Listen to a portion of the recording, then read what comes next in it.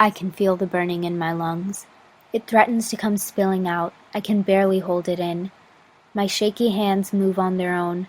They pry my mouth wide open, only to find an entire universe inside. There's an ephemeral silence that soon becomes a fierce outpouring as strong as the monsoons. My shaking slowly stops as the floods continue for what seems like forever. As it slows, I'm met with an ineffable peace.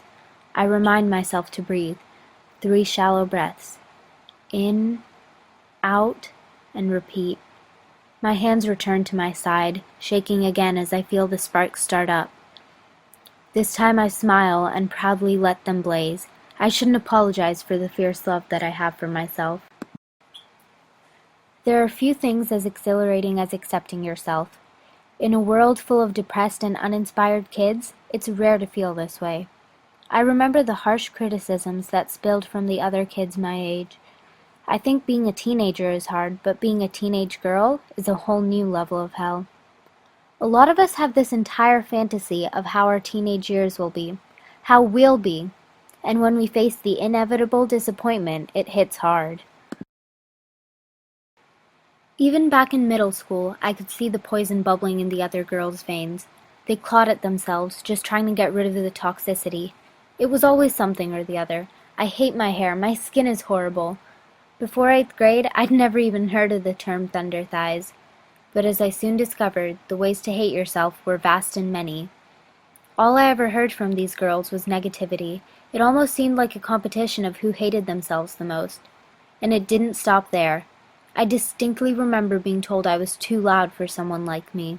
It was as if my size, race, and whatever other physically defining elements I possessed could be used as fodder against me. My own relatives would hush me, reminding me that Indian girls weren't vibrant or obtrusive. I remember feeling strange for not hating myself. It felt like a taboo of some sort. 12-year-old me was very impressionable and just wanted to fit in. So I bought into it. I started looking hard for flaws within myself. With that mindset, it wasn't hard, and before I knew it, I'd sunken into this pit of self-loathing. I'd been convinced that I needed to recreate myself completely. I remember abandoning what felt comfortable. I participated less in school and isolated myself to the best of my ability. After all, I didn't want to be too obtrusive. Those were definitely the worst months of my life, filled with misery and disgust for myself. Thankfully, it didn't last too long. This change hadn't gone unnoticed by my mother, so she got me help. A few months of therapy, and the contempt I felt for myself eased.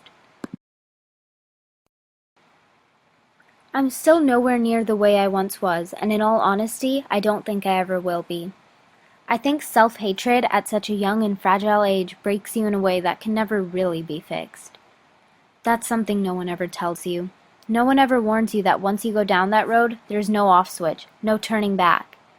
It's amazing what a couple of months of negativity can do to someone's self-esteem.